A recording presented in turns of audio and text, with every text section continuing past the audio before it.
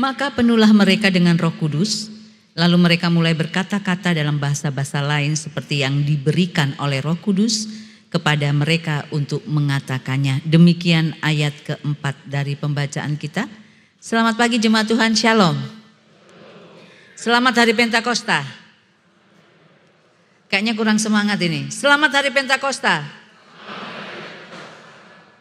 Iya, hari Pentakosta itu harus membuat orang berani berkata dengan tegas dan keras. Bukan dengan loyo, karena Pentakosta mengubah hidup seseorang. Bapak Ibu yang Tuhan Yesus kasih, kalau ditanya sama kita, apa sih arti Pentakosta?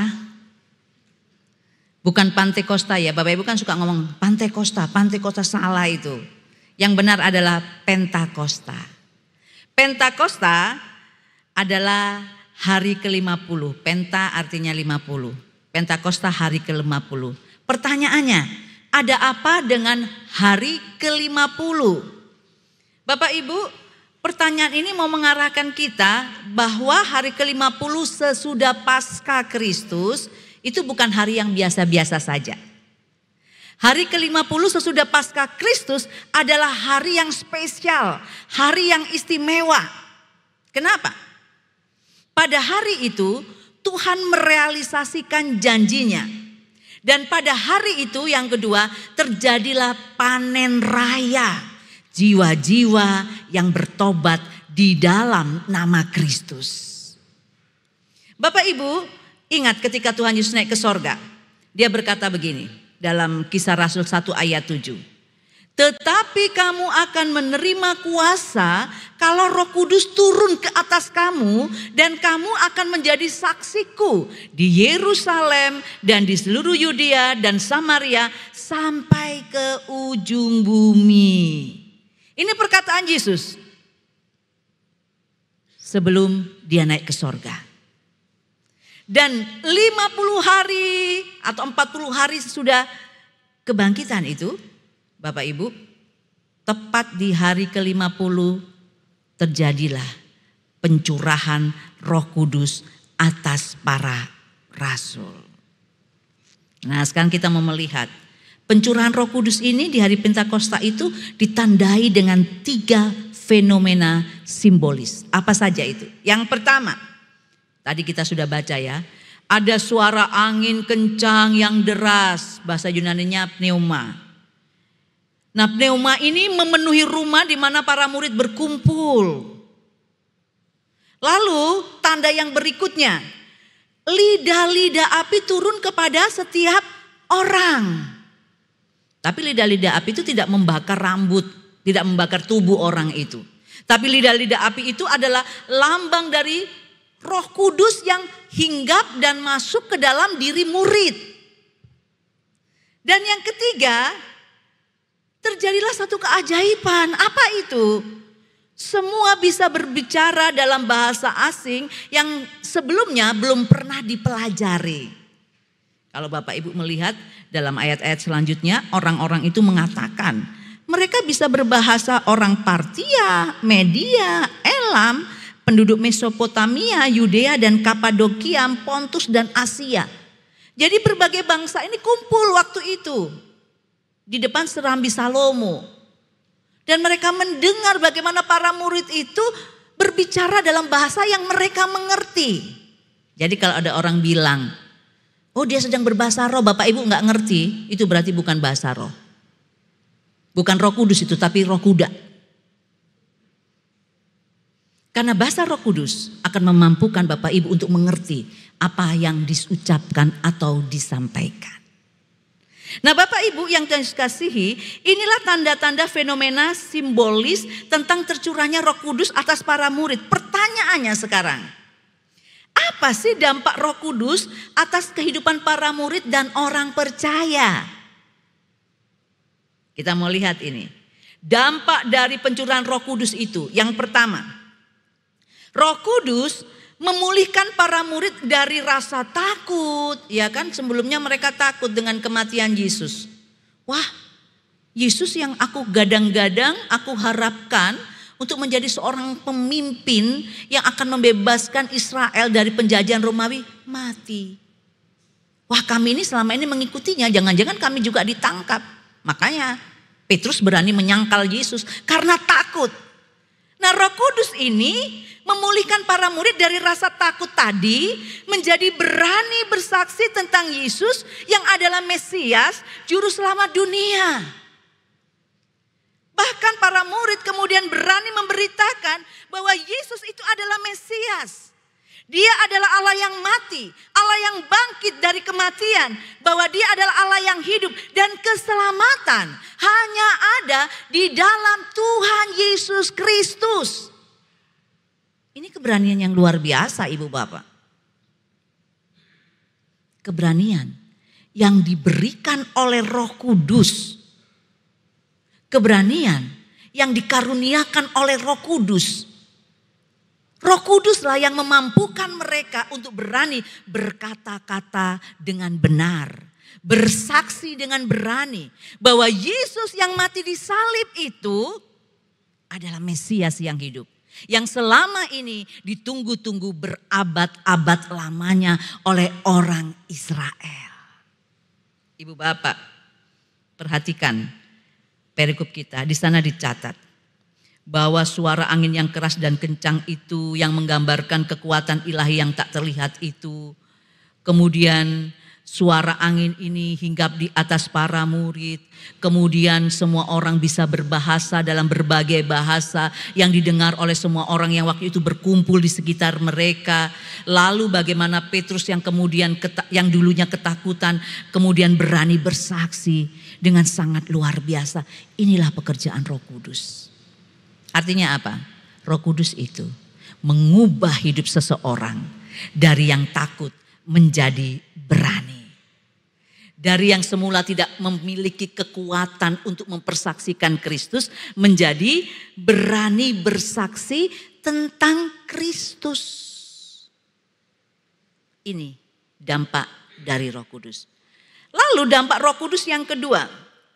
Perhatikan ayat 38 dan 39 dari pembacaan kita. Di sana ada kutipan khotbah Petrus di Serambi Salomo.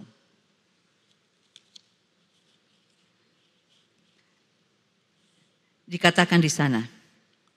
Mari kita baca ya. Ayat ini ada di sini. 3, 4. Bertobatlah dan hendaklah kamu masing-masing memberi dirimu dibaptis dalam nama Yesus Kristus untuk pengampunan dosamu, maka kamu akan menerima karunia Roh Kudus, sebab bagi kamulah janji itu dan bagi anak-anakmu dan bagi orang yang masih jauh, yaitu sebanyak yang akan dipanggil oleh Tuhan Allah kita. Perhatikan, ini khotbah Petrus di Serambi Salomo sesudah keturunan Roh Kudus. Petrus dengan gagah berani ngomongnya, bertobatlah dan hendaklah kamu masing-masing memberi dirimu dibaptis dalam nama Yesus Kristus untuk menerima pengampunan dosamu. Maka kamu akan menerima karunia Roh Kudus. Sebab bagi kamulah janji itu dan bagi anak-anakmu dan bagi orang yang masih jauh. Yaitu sebanyak orang yang akan dipanggil oleh Tuhan Allah kita. Bapak Ibu, ini menjadi dasar dari baptisan anak yang dilakukan oleh gereja Protestan. Kalau ada yang tanya, kenapa gereja Protestan melayankan baptisan anak? Kan harusnya baptisan itu secara dewasa. Karena hanya orang dewasa yang bisa mengaku imannya. Ini dasarnya Ibu Bapak. Kisah Rasul 2 ayat 38-39, khususnya ayat 39. Sebab bagi kamulah janji itu dan bagi anak-anakmu dan bagi orang yang masih jauh. Petrus dengan berani mengatakan, keselamatan itu sekarang ada di dalam Tuhan Yesus Kristus yang mati dan bangkit. Pengampunan dosa itu sekarang ada di dalam Yesus Kristus yang sudah mati dan bangkit karena karya keselamatan itu telah dikerjakannya dengan tuntas. Sehingga siapa yang percaya kepada Yesus, dosanya akan diampuni dan keselamatan itu akan ada dan menjadi berkat untuk mereka. Amin. Dan berkat itu bukan hanya untuk orang tua. Dikatakan, bagi anak-anakmu Anak-anak ini bisa dari yang bayi sampai yang dewasa. Dan bagi orang yang masih jauh, bukan hanya untuk lingkup Israel, bukan hanya lingkup orang Yahudi, tetapi untuk semua orang yang direncanakan Allah, yang dipilih oleh Allah untuk menerima anugerah keselamatan di dalam iman percaya Yesus Kristus. Dan orang yang masih jauh itu siapa? Bapak, Ibu, saudara, dan saya. Dan mungkin masih banyak orang-orang yang sedang dipersiapkan, yang akan dipanen oleh Tuhan Allah untuk boleh beriman kepada Yesus. Ini Ibu Bapak keberanian yang diberikan Roh Kudus ketika Petrus memberitakan, bersaksi bahwa Yesus adalah Mesias. Makanya pada hari Pentakosta itu dicatat oleh Alkitab ini ada 3.000 jiwa laki-laki saja ya, tanpa anak dan tanpa perempuan. 3.000 jiwa bertobat lalu memberi diri dibaptis dalam nama Bapa dan Anak dan Roh Kudus. Panen raya terjadi tepat di hari Pentakosta. Jiwa-jiwa yang menjadi cikal bakal gereja. Jiwa-jiwa yang berdoa dan akhirnya cikal bakal ini menyebar luas sampai ke ujung-ujung dunia. Di dalamnya Bapak, Ibu, dan saya terhisap sebagai orang-orang yang diselamatkan di dalam iman percaya kepada Tuhan Yesus Kristus. Luar biasa kan Ibu Bapak? Hari Pentakosta itu di zaman Perjanjian Lama adalah hari raya 7 minggu, yaitu hari raya panen. Di dalam Perjanjian Baru, panen raya itu terjadi. Apa itu? Jiwa-jiwa yang bertobat, yang diselamatkan di dalam iman percaya Tuhan Yesus Kristus. Luar biasa pekerjaan Roh Kudus ini Ibu Bapak. Oleh karena itu kalau Bapak, Ibu, dan saya bisa percaya sama Kristus, apapun latar belakangnya, apakah karena dari nenek moyang kita. Kalau orang Toraja itu enggak ada sebutan kakek Ibu Bapak. Orang Toraja itu kalau sebut nama kakek itu bilangnya nenek laki-laki, nenek perempuan. Karena menghayati bahwa enggak ada kakek moyang, yang ada apa? Nenek moyang. Silakan Bapak, Ibu pergi ke Toraja. Bapak, Ibu enggak akan dipanggil opa, tapi nenek laki-laki. Nenek perempuan, karena memang nenek moyang, enggak ada kakek moyang. Apakah Bapak, Ibu beriman kepada Kristus karena nenek moyang? Apakah Bapak, Ibu beriman kepada Kristus karena perkawinan? Apakah Bapak, Ibu beriman kepada Kristus karena membaca Alkitab lalu mempercayai Yesus? Itu semua anugerah Roh Kudus. Roh Kudus yang memilih Ibu, Bapak, Saudara, dan saya untuk menerima keselamatan di dalam Tuhan Yesus Kristus. Roh Kudus yang sama ini akan memimpin Ibu, Bapak, Saudara, dan saya. Untuk apa? Berani memberitakan Injil Kristus Yesus. Makanya tadi Bapak, Ibu dengar pujian yang dinaikkan oleh Pak Saud tadi. Beliau katakan, Roh Kudus tetap teguh, kau pemimpin umatmu. Ini Roh Kudus Ibu Bapak. Roh Kudus inilah yang memimpin para murid. Dan akhirnya seluruh gereja di dunia untuk berani bersaksi, memberitakan bahwa keselamatan itu hanya ada di dalam Tuhan Yesus Kristus. Nah yang kedua, dampak dari Roh Kudus ini adalah bahwa keturunan Roh Kudus itu membawa pembebasan manusia dari ketakutan dan dinding pembatas yang bernama suku, bangsa maupun bahasa, sekaligus memperlengkapi mereka untuk menjadi pemberita Injil Kristus Yesus. Bapak, Ibu perhatikan sekali lagi. Roh Kudus itu berkarya di hari Pentakosta itu begitu luar biasa terhadap para rasul, sehingga semua orang yang ada di sekitar mereka kemudian bersatu, lalu mereka memberi diri dibaptis dalam pertobatan yang luar biasa. 3.000 jiwa bertobat, itu kalau ditambah dengan perempuan berarti 6.000, ditambah dengan anak-anak ada sekitar 7.000 sampai 8.000 jiwa-jiwa yang bertobat waktu itu dan dibaptis massal. Dan penyatuan itu tidak semata kebersamaan secara personal, tetapi kebersamaan yang utuh. Di mana mereka semua mengakui bahwa Yesus Kristus adalah satu-satunya jalan keselamatan. Dan Roh Kudus memperlengkapi mereka, gereja mula-mula ini, jemaat mula-mula ini.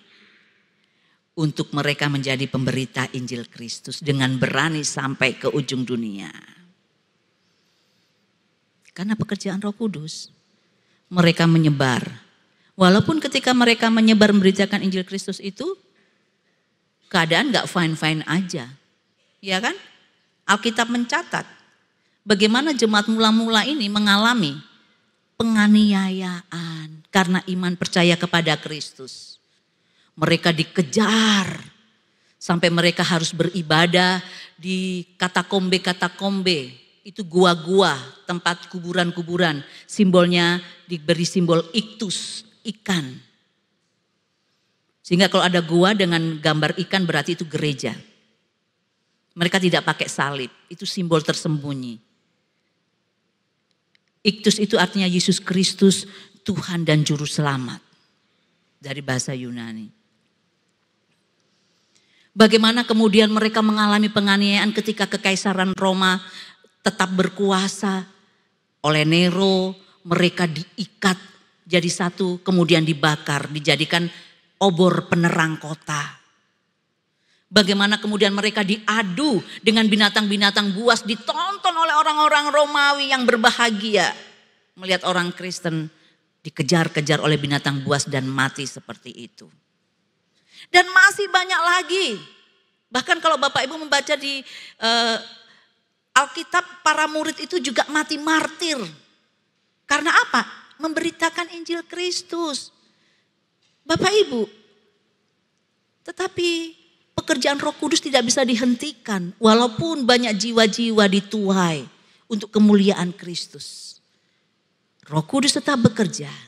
Sehingga sampai hari ini Bapak Ibu dan saya boleh menerima Injil Tuhan Yesus Kristus. Amin. Bapak Ibu, berbahagialah menjadi orang pilihan. Orang pilihan yang terpilih. Itu luar biasa Ibu Bapak. Itu karunia yang luar biasa.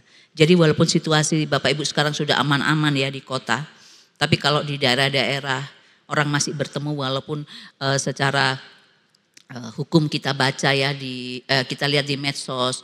Orang boleh beribadah karena menjalankan agamanya sesuai dengan undang-undang. Tapi tetap aja kan masih kadang-kadang gak boleh. Ya kan? Bapak Ibu bebas. Di tempat kita ini di daerah Bekasi ini. Syukuri Bapak Ibu. Rajinlah beribadah. Masih banyak orang yang gak bisa bebas beribadah. Baik di gedung gereja ataupun di rumah-rumah mereka. Kita memiliki kebebasan itu. Syukurilah, hargai, pakai waktu, kesempatan untuk beribadah ini dengan baik. Sehingga kita tetap memiliki semangat Roh Kudus. Untuk boleh beriman, bersaksi, bersekutu dengan teguh kepada Tuhan Yesus Kristus. Nah Ibu Bapak, sekarang bagi kita yang sedang merayakan hari Pentakosta, mungkin kita perlu bertanya saat ini. Apakah Roh Kudus yang sudah kita terima saat memberi diri dibaptis dalam nama Allah Bapa dan Anak dan Roh Kudus ini berdampak tidak dalam hidup kita? Apakah Roh Kudus sudah mengubah hidup kita yang setiap tahun merayakan Pentakosta? Harusnya pertanyaan ini sekarang menjadi renungan kita. Saya percaya setiap tahun kita merayakan Pentakosta toh. Tapi pertanyaannya, sudah enggak Pentakosta itu berdampak dalam hidup kita? Harusnya jawabnya adalah sudah. Di mana sudahnya? Yang pertama, hidup kita, hidupku, hidupmu dipenuhi oleh buah roh. Apa sih buah roh itu? Kita baca ya Galatia 2 ayat 22-23 di tulisan yang merah. Kita baca sama-sama.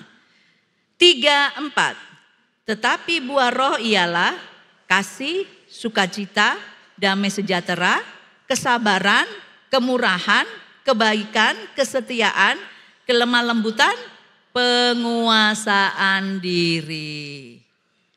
Ini buah roh yang harus ada di dalam diri Bapak, Ibu, Saudara dan saya. Kalau kita mengaku, oh Roh Kudus sudah berdampak dalam hidup saya. Jadi jangan melihat, oh kalau Roh Kudus ada dalam hidup saya berarti nanti oh di kepala saya ada api-api. Misalnya nih, oh saya bisa berbahasa bahasa roh seperti orang-orang yang ada di luar.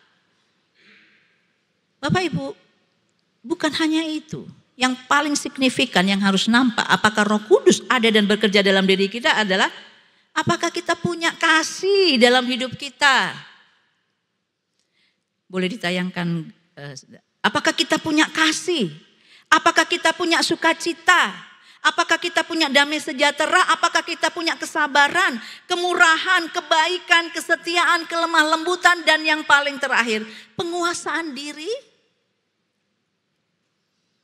Kalau saya berantem nih sama istri saya, sama suami saya, apakah saya mampu menguasai diri? Sehingga saya tetap bisa marah tapi penuh kasih? Saya tetap marah tapi penuh dengan kesabaran? Saya tetap marah tetapi saya punya kesetiaan? Apakah ketika saya sedang memiliki ketidaksesuaian dengan rekan sepelayanan, apakah saya punya sukacita dan damai sejahtera, ataukah saya mau menghakimi dia kalau bisa membunuh dia? Apakah ketika saya dimusuhi oleh orang lain, lalu saya tetap lemah lembut, saya tetap punya kasih, saya mau katakan, saya ampuni kamu dan saya tidak mau menganggap semuanya itu menjadi sesuatu yang mencuri damai sejahtera saya. Kalau itu ada, katakan haleluya, Roh Kudus berarti ada di dalam diri ibu bapak, saudara dan saya. Tapi kalau sampai saat ini Bapak Ibu masih punya dendam, Bapak Ibu masih menyimpan kesalahan orang lain di hati, dan itu menjadi akar pahit, itu tanda bahwa Roh Kudus belum menguasai hidup ibu bapak, saudara dan saya. Nah, kalau kita belum bisa menguasai diri, bagaimana kita bisa menceritakan tentang Yesus Kristus yang adalah Tuhan dan Mesias itu? Mari kita lihat Matius 7 ayat 20, kita kembali ke slide yang sebelumnya. Nah, kita baca ya yang kuning. Kita baca yang kuning. 3, 4. Jadi dari buahnya lah kamu akan mengenal mereka. Jadi kita dikenal lewat apa? Buah roh tadi. Orang Kristen yang penuh kasih, oh dia orang Kristen. Kemarin saya mendapat WA nih dari tetangga di Bandung. Tetangga saya itu kebetulan developer ya. Terus dikeluarkanlah sekarang sebuah surat di perumahan yang saya tinggali di daerah Ujung Berung. Dilarang memelihara binatang peliharaan yang mengganggu. Terus tetangga itu bilang begini, masa Bu saya yang developer, saya yang saya diusir dari daerah itu. Karena dia pelihara, mohon maaf, dogi-dogi yang dianggap itu, mohon maaf, binatang yang najis, yang mengganggu. Padahal dia bilang saya sudah buat aliran saluran pembuangan sendiri yang gak ganggu tak tetangga kanan kiri. Saya sudah dinding tembok di belakang rumah saya itu rapat-rapat supaya suaranya dogi saya 3 ekor ini tidak mengganggu.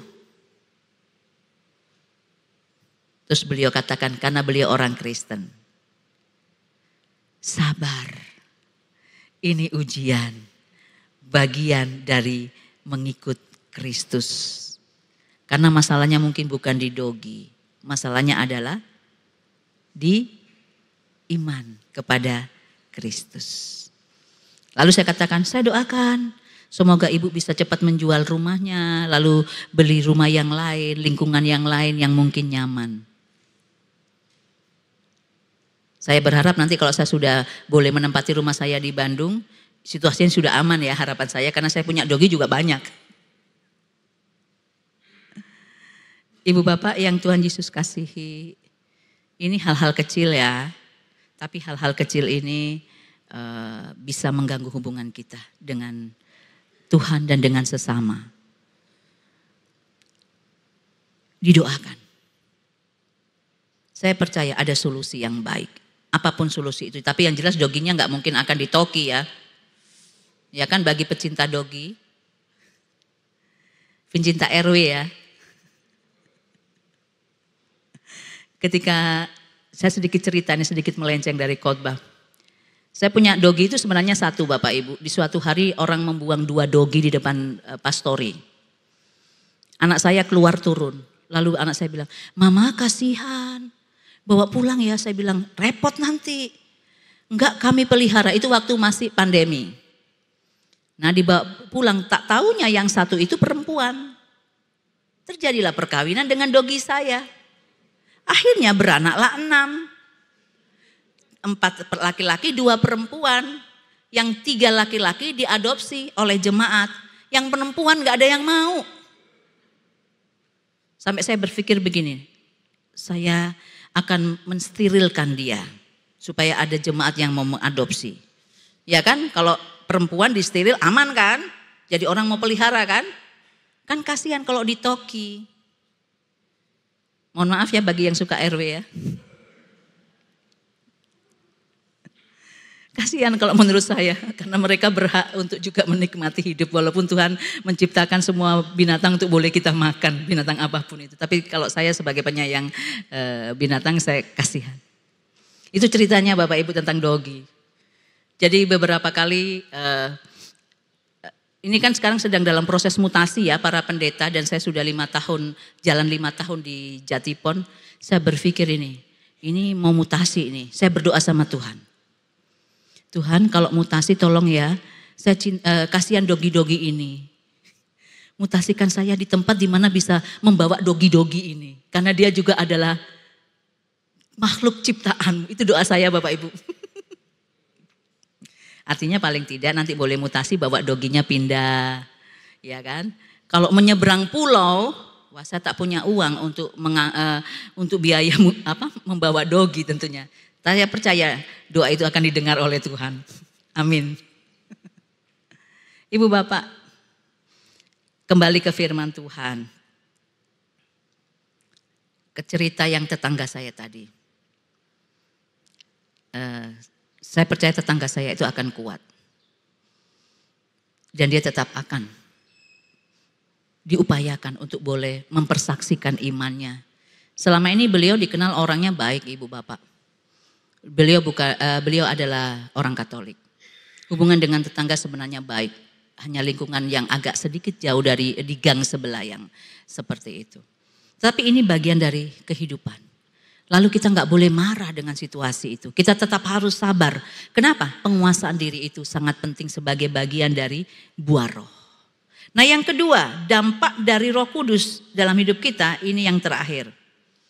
Berani bersaksi tentang Kristus sehingga ada jiwa-jiwa yang kita persembahkan bagi kemuliaan Allah. Bapak Ibu sudah jadi orang Kristen lama toh? Kalau saya boleh tanya, berapa jiwa yang Bapak Ibu sudah persembahkan untuk Kristus?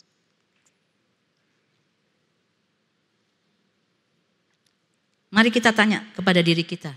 Oh saya sudah jadi orang Kristen 70 tahun. Berapa jiwa yang sudah dipersembahkan untuk Kristus? Oh saya sudah jadi orang Kristen 5 tahun Bu Pendeta. Berapa jiwa yang sudah dipersembahkan oleh Kristus? Kenapa Bapak Ibu? Ini tugas tanggung jawab untuk Bapak Ibu, Saudara dan saya. Membawa jiwa-jiwa untuk boleh mengenal keselamatan di dalam Kristus Yesus.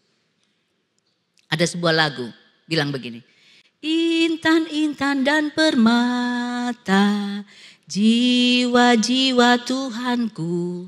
Jadi jiwa-jiwa itu bak intan permata di mahkota Allah ketika Bapak Ibu mempersembahkan itu untuk kemuliaan Kristus.